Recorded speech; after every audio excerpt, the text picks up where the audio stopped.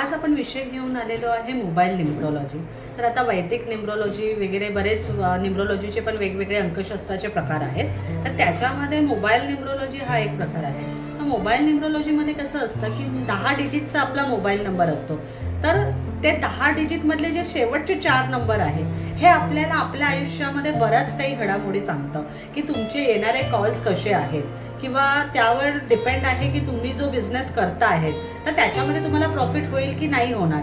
शेवटच्या 4 डिजिटवरून आपण सांगू शकतो की तुम्हाला येणारे कॉल कसे आहेत किंवा तुमचं समोरच्याशी बोलणं कसं आहे किंवा तुम्ही कसे आहात, तुमच्या संपर्कात येणारी लोक कशी आहेत।